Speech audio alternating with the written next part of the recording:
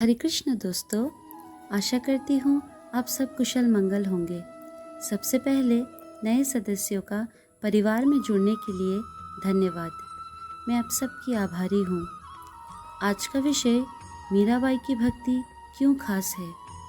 चलिए पहले भक्ति को समझते हैं। अगर सरल शब्दों में समझे तो भक्ति का तात्पर्य है स्वयं के अंतस को ईश्वर के साथ जोड़ देना। भक्ति का मतलब है पूर्ण समर्पण, अर्थात हमारी आत्मा परमात्मा की डोर से बंध गई। ऐसी ही भक्ति मीराबाई की थी अपने गिरधर के प्रति। मीराबाई का लगाव श्री कृष्ण से पिछले जन्म से था और यह ऐसी भक्ति थी जो अपने गिरधर से मिलने के पश्चात और भी गाढ़ी हो गई।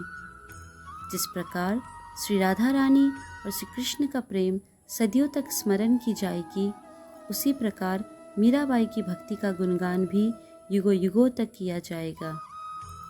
हम सभी ईश्वर को मूर्ति रूप में पूजकर संतुष्ट हो जाते हैं, परंतु मीराबाई ने अपने भक्ति से ईश्वर को साक्षात दर्शन देने के लिए बाध्य कर दिया।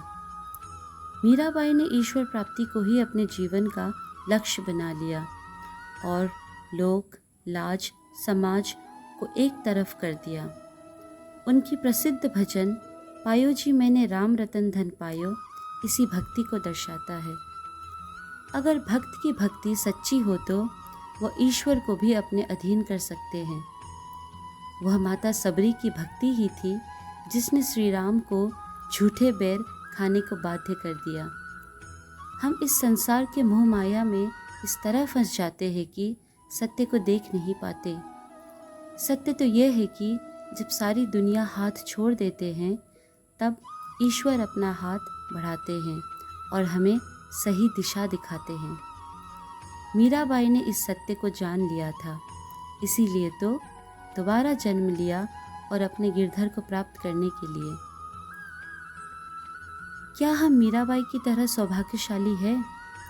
उत्तर संदेहजनक है।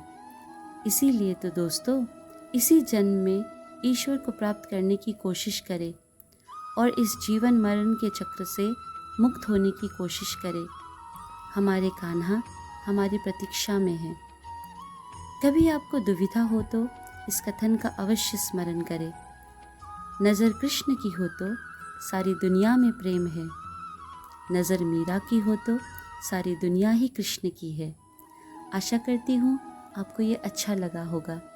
अगले गुरुवार फिर मिलूंगी, तब तक के लिए आज्ञा दे। हरे कृष्णा।